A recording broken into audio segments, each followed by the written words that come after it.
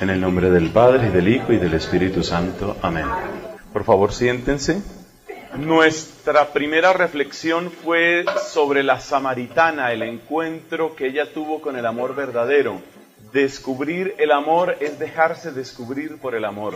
Esa es la frase principal de esa predicación.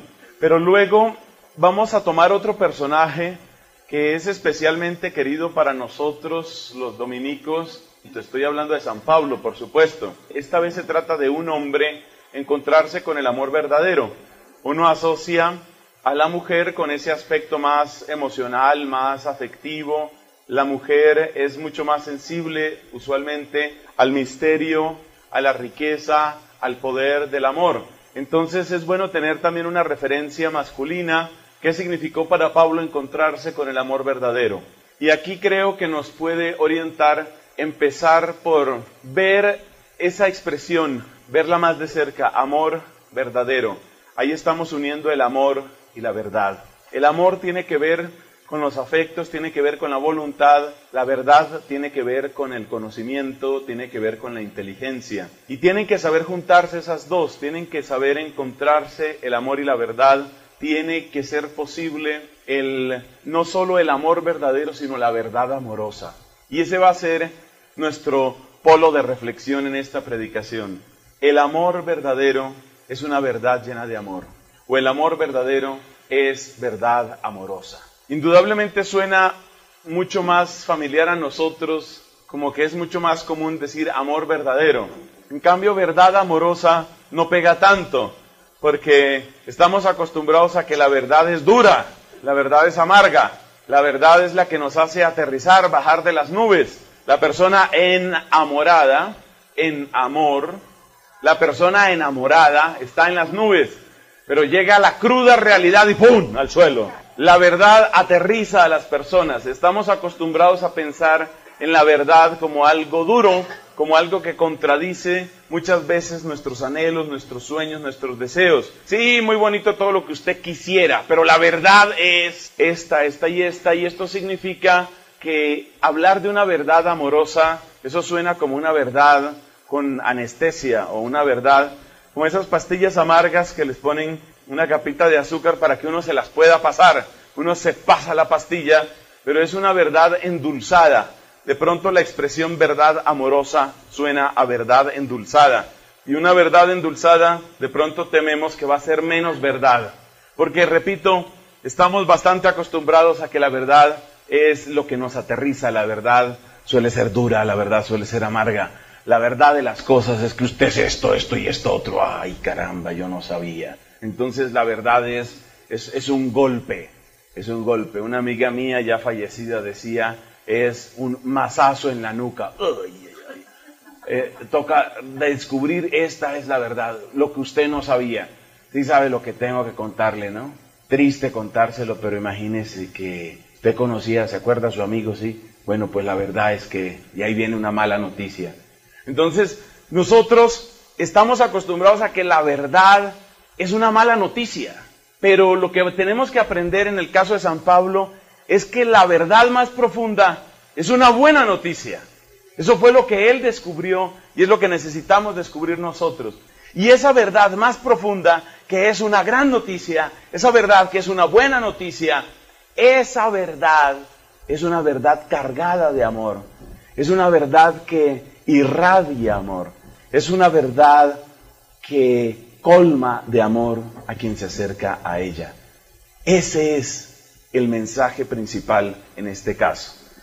¿Cuál es nuestro obstáculo en esta ocasión? ¿Qué es lo que tenemos que vencer en esta ocasión? Tenemos que vencer esa idea de que la verdad es la verdad amarga, dura.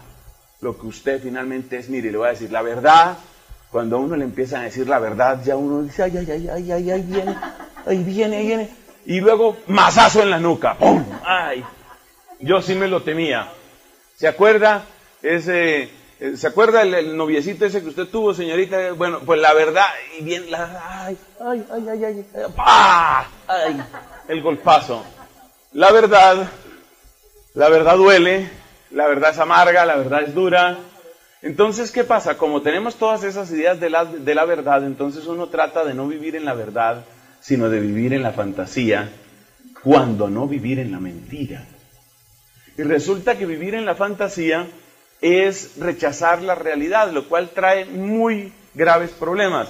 Otra amiga mía decía, padre, ¿sabe que la realidad y yo no nos llevamos muy bien? Es complicado cuando una persona dice eso. Esa no anda exactamente por el mejor camino, eso va a tener serios problemas. ¿Por qué? Porque la realidad lo persigue a uno. Yo puedo diferir en demasiadas cosas con este psicólogo, el iniciador del psicoanálisis, Sigmund Freud. Sigmund Freud decía que existen en el ser humano dos grandes principios, el principio del placer y el principio de realidad. Bueno, esa fue una de las formulaciones que dio. En otra expresión habla de un principio de muerte. Pero bueno, quedémonos con principio de placer y principio de realidad. El principio de placer, que para Freud desde luego tiene su expresión sobre todo en la sexualidad, es siempre como subir, como ascender, como alcanzar el éxtasis, como alcanzar una plenitud, un gozo, una posesión, pero todo eso tiene que estar contrapesado por el principio de realidad. Viene la dura y cruel realidad. Usted quería gozar y pasarla bien, pues tenga para que lleve. Y entonces la persona descubre, esa es la realidad. La realidad. Usted se casó y usted creía que iba a ser feliz y que iba a vivir ahí como en un palacio. Pues no, señor, tenga para que llegue. La realidad de su matrimonio es esta y esta y esta. Usted entró a una comunidad religiosa, usted creía que ahí todo el mundo iba a evangelizar y Cristo, Jesús y no sé qué. Mentira, vea, la verdad es esta, tenga. Claro, cuanto más años lleva uno, aquí hay gente que tiene mucha experiencia en eso de cumplir años, ¿no?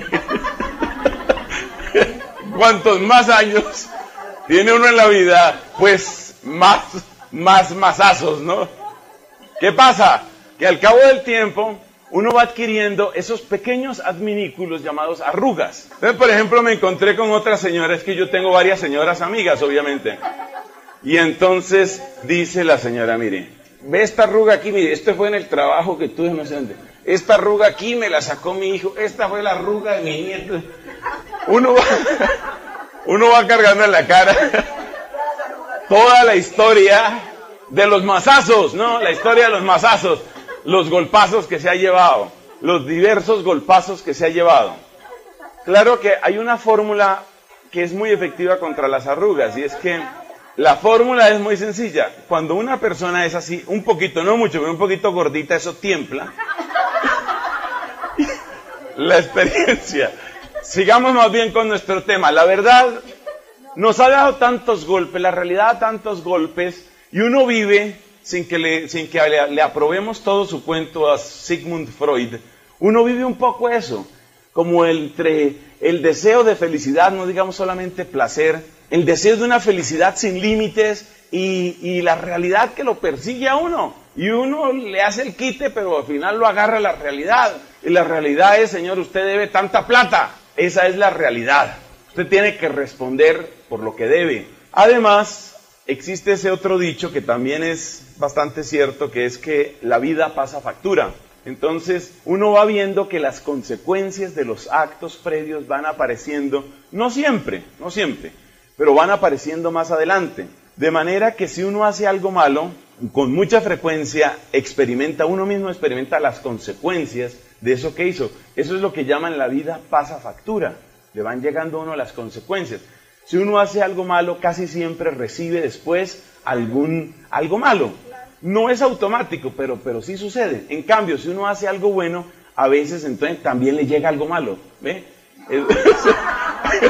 Si uno va a buscar recompensas en esta tierra, lo más probable es que se quede desengañado. Lo que la Biblia nos enseña es que al malo termina yéndole mal. Y el bueno, en cambio, sufre.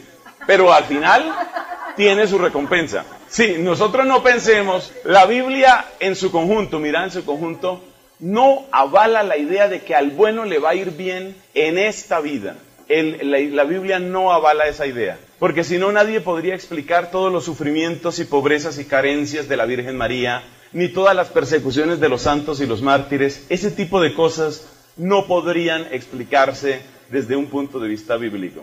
Queremos entonces encontrar la verdad amorosa, queremos encontrar la verdad más profunda y estamos convencidos de que esa verdad es la que se predica en el Evangelio, esa verdad es la que encontró un hombre como San Pablo. Pero para llegar a esa verdad amorosa hay una cosa que es cierta, y es que primero hay que pasar, efectivamente sí hay que pasar por la verdad amarga. Y la verdad amarga es, en el lenguaje de San Pablo, la realidad de pecado en la que todos participamos. Hay que pasar por esa constatación. El documento más importante de San Pablo, pues todos son importantes, pero el más importante quizás es la carta a los Romanos, es también el más extenso. La carta a los Romanos tiene 16 capítulos. El capítulo primero y el capítulo segundo de la carta a los Romanos están dedicados a demostrar lo que podríamos llamar la verdad amarga. Y lo que nos enseña San Pablo es que solo el que llega a conocer en toda su extensión, por lo menos en su extensión, no en toda su profundidad, porque eso es inagotable, pero el que llega a conocer en toda su extensión la verdad amarga, luego tiene una gran opción de conocer la verdad amorosa. Y si uno se niega a conocer la verdad amarga, difícilmente llega a la verdad amorosa. Es algo parecido a cuando se hace una excavación, por ejemplo, para sacar gas natural o para sacar petróleo. Hay que pasar primero por una capa supremamente dura, muchas veces una capa de roca, porque los yacimientos petrolíferos no se encuentran, pues hay unos pocos, pero esos ya se los han consumido hace rato. Los yacimientos petrolíferos no se encuentran a flor de tierra, se encuentran debajo de capas de roca. Entonces hay que pasar por una capa dura para llegar a ese tesoro, a ese petróleo en este caso. Pues lo mismo sucede, mis hermanos, lo mismo sucede con el caso de esta verdad. Hay que pasar por la verdad amarga para llegar a la verdad dura. Y lo que hace San Pablo en su carta a los Romanos, capítulos 1 y 2, es mostrar esa verdad amarga, es decir, el poder que el pecado tiene en la vida humana. Esto hay que tenerlo no solo como una constatación general, no basta con decir hay pecado en el mundo, no basta con decir hay pecado por ahí. Hay que descubrir dentro de uno mismo la realidad del pecado. Pero vamos a ver qué es lo que quiere decirnos Pablo cuando habla de la realidad del pecado. Porque nosotros solemos asociar pecado solo con algunos pecados. Y la realidad de la que nos habla Pablo es algo mucho más extendido. Realmente se trata de lo que podríamos llamar una imposibilidad existencial de alcanzar la propia meta. Es algo así como una frustración radical de la propia felicidad. Cuando San Pablo habla en la carta a los Romanos capítulos 1 y 2, cuando nos habla de esa verdad amarga, lo que hace es mostrar cómo, tanto en el mundo de los paganos como en el mundo de los judíos, finalmente el ser humano sufre una profunda frustración. En síntesis, lo que él nos dice sobre el mundo pagano es: ustedes, los paganos, ustedes los que no vienen de herencia judía, ustedes tienen un gran orgullo, por ejemplo, en su filosofía, o tienen un gran orgullo, por ejemplo, en su derecho, en su legislación, pero ¿cuáles son sus costumbres y cuál es la manera como ustedes se tratan? Es decir, lo que viene a mostrar Pablo ahí es la profunda incoherencia entre una razón que es capaz de descubrir lo estético, lo hermoso, lo razonable, y por otro lado, el comportamiento, la verdad de cómo nos tratamos y la verdad de a quién y cómo amamos. Esa incoherencia, esa ruptura interior también se da en el otro caso, es decir, en el caso de los judíos. El gran orgullo de los judíos en el tiempo de Pablo no era el templo, porque una buena parte de ellos ni siquiera habían vivido en Jerusalén. Estamos hablando del siglo I, y sabemos que desde el siglo VI antes de Cristo los judíos habían sido expulsados en diversas oleadas, habían sido sacados de su propia tierra. Eso es lo que se llama la dispersión o también la diáspora. Los judíos estaban en la diáspora, ellos no tenían cómo enorgullecerse de su templo, excepto los que estaban muy cerca del templo, los que vivían en Jerusalén. Pero no era el templo, no eran los sacrificios. El orgullo de ellos era: tenemos la verdad de Dios, conocemos la voluntad de Dios a través de la ley. Pero nuevamente aquí San Pablo lo que viene a decir en últimas en la carta a los romanos es, ¿de qué sirve que tú tengas todo ese conocimiento sobre la ley si vamos a ver cuál es tu comportamiento, cuál es tu vida? Y lo que encontramos es que tú dices, por ejemplo, que no se robe, pero tú robas, tú dices que no hay que mentir, pero tú mientes y así sucesivamente. Es decir, es muy interesante, San Pablo lo que muestra no es tanto denunciar un pecado u otro pecado. No es decir, lo más grave del mundo es, por ejemplo, emborracharse, o lo más grave del mundo es mentir, o ser envidioso, ser orgulloso, ser lujurioso. Lo que le interesa mostrar a San Pablo sobre todo es que a lo largo y ancho de la raza humana hay una profunda incoherencia entre el ideal que llegamos a descubrir y la verdad de lo que vivimos. O podríamos decir, entre nuestra razón y nuestras obras. O podríamos decir, entre nuestros ideales y nuestro comportamiento. Esa incoherencia profunda, esa especie de abismo que hay entre los ideales que tenemos y la vida que llevamos, ese abismo, esa fractura es la que precisamente habla de la frustración existencial. Hay algo muy interesante en el planteamiento de Pablo. Primero, que este hombre logra descubrir que en el fondo, el problema es igual. En el caso de los judíos, el problema se plantea como tener la ley, pero desobedecer la ley. Eso en el caso de los judíos. En el caso de los paganos es tener grandes filósofos, grandes pensadores, grandes instituciones y llevar una vida desordenada, sucia y cruel. Las expresiones son diferentes, pero se trata de una misma realidad. Y esa misma realidad es la incoherencia. Hay un gran ideal, pero hay una práctica pobre de ese ideal. Hay una distancia, hay un abismo que separa lo que yo quisiera, lo que yo debiera, lo que yo aspiraría, lo que yo esperaría. Todo eso queda allá.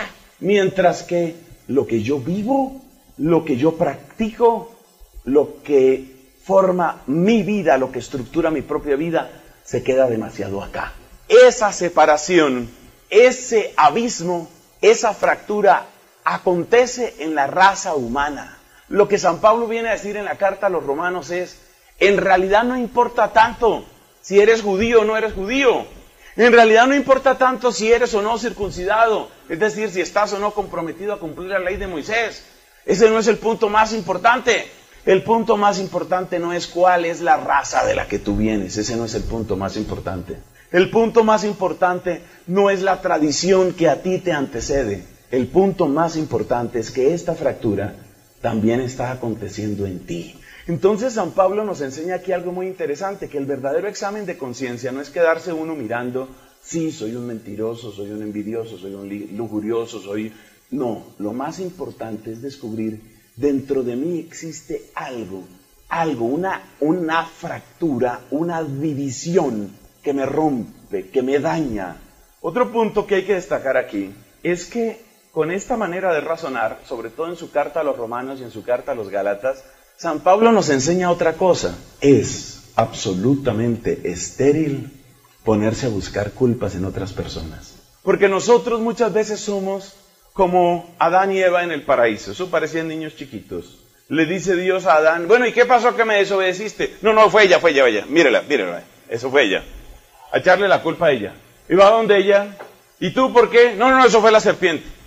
Y sí, tienen razón. Las personas influimos unas sobre otras. Eso es cierto.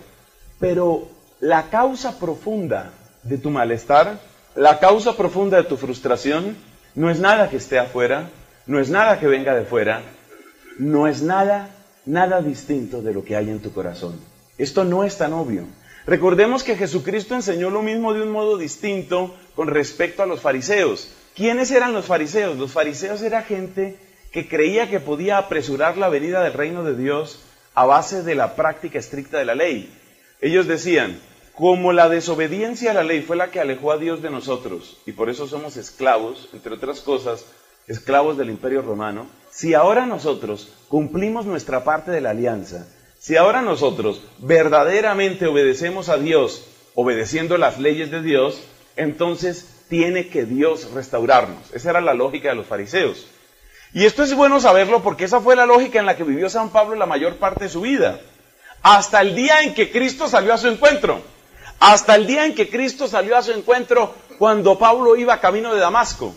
Ahí Cristo salió al encuentro de Pablo. Pero hasta ese día, la lógica, el modo como funcionaba el cerebro de Pablo era con la estructura farisea. Y la estructura farisea se sintetiza en esto. Si nosotros fuimos los que desobedecimos a Dios y así rompimos la alianza, la manera de reparar la alianza es cumplir estrictamente todos los mandamientos de Dios.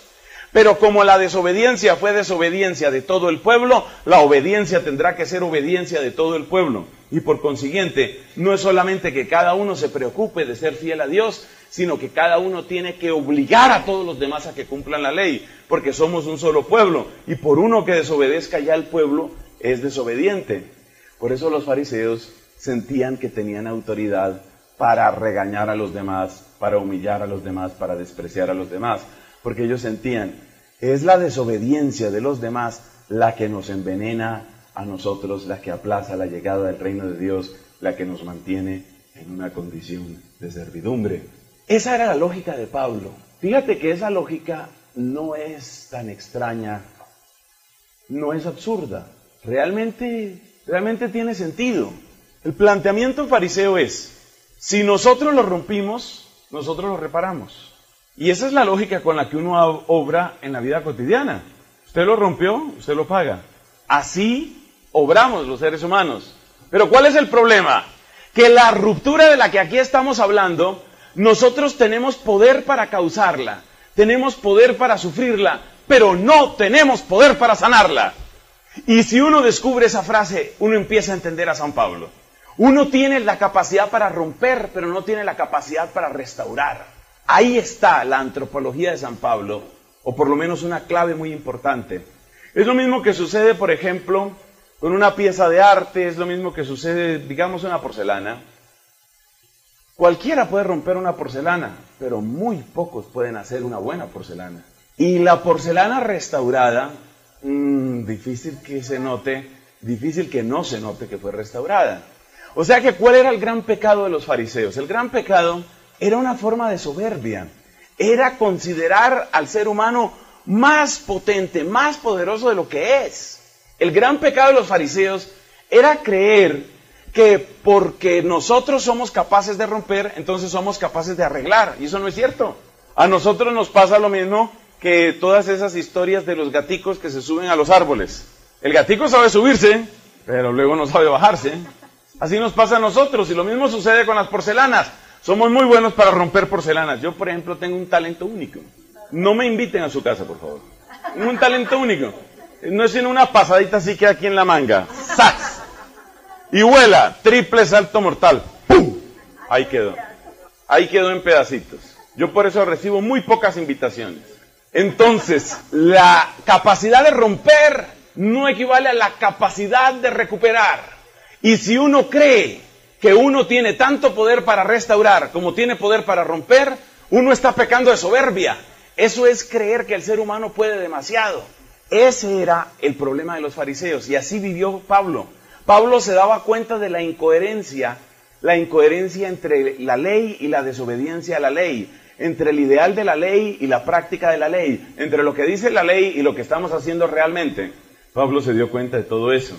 Pero él, como fariseo, lo que pensaba era que si uno se esfuerza, si uno pone lo mejor de sí mismo, si uno verdaderamente se lo propone, y si todos nos lo proponemos, y si extirpamos de nosotros aquellos que no quieren proponérselo, entonces Dios tendrá que ser fiel. Porque repito, ellos no obraban con una lógica individualista. El tema de ellos no era que yo y que tú y que él, no, sino nosotros. Eso quiere decir que como la desobediencia fue de todo el pueblo, entonces la obediencia tendrá que ser obediencia de todo el pueblo. Y los que no quieran entrar en esa cintura de obediencia, entonces hay que acabar con ellos. Esa era la mente que tenía Pablo. Pero resulta que con ese entusiasmo, lleno de vigor, lleno de vida, con ese ideal, purificar al pueblo cumplir la ley, en cierto modo, ponerse a par con Dios. Puesto que Dios nunca ha incumplido su alianza, nosotros lo que vamos a hacer, restaurando lo que dañamos, es ponernos a la par con Dios. Así miraban los fariseos las cosas. Entonces Pablo, con ese entusiasmo inmenso, él dice: hay que purificar al pueblo. Lo que necesitamos es la obediencia estricta a la ley. Lo que necesitamos es que la gente se convenza y empiece a practicar rigurosamente la ley. ¿Por qué tanta insistencia en el rigor? Porque para los fariseos todos los mandamientos son igualmente importantes. Es más o menos lo que sucede en el terreno legal. Si por ejemplo usted y yo tenemos un contrato y en el contrato hay 27 cláusulas, usted va a tener un problema conmigo o yo voy a tener un problema con usted si usted incumple una, cualquiera de ellas que sea. El incumplimiento de una sola cláusula, cualquiera que sea, ya es motivo para una acción legal. Este señor no cumplió con tal parte de su contrato. Entonces los fariseos tenían esa misma lógica. Ellos habían hecho la cuenta de todos los preceptos, hasta los más diminutos, hasta los más chiquitos, y por eso se esforzaban en aclararse a ver cuántos pasos puede dar una persona en sábado antes de romper la ley del sábado. ¿Cuántos pasos se pueden dar? A ver, bueno, y si la persona da pasos más largos y entonces se fatiga, ¿ahí rompió el sábado o no rompió el sábado? Por eso ellos estaban obsesionados con esa clase de cosas, porque ellos decían: cuando cumplamos todo, eso era la ley por la ley. Cuando se cumpla absolutamente todo, hasta el último detalle, hasta el más pequeño detalle, en ese momento estaremos como quien dice paz y salvo con Dios. Aquí no le paramos enfrente a Dios y le decimos: bueno, ya se le cumplió su alianza, ahora sí. Y los que no quieran entrar en ese plan, pues están haciendo daño a todos. Y los que están haciendo daño a todos merecen el castigo de todos. Si una persona, Dios nos libre, si una persona dijera: oiga, sucede que yo aquí tengo una bomba y voy a hacerlos volar a todos ustedes en pedacitos, pues ese es un enemigo de todos nosotros. Entonces nos toca neutralizar a ese loco, nos toca neutralizarlo como sea, porque el tipo va a acabar con todos. Los fariseos tenían esa clase de lógica. Ellos decían: los que no entren en este régimen del cumplimiento estricto, aquí se cumple la ley. Se cumple porque se cumple. Y por eso a Jesús también lo miraban con lupa a ver qué era lo que iba a hacer. ¿Sí ve? No se lavó las manos. ¿Sí ve? Curando en sábado. Pero obviamente esto los hacía profundamente miopes al misterio del amor.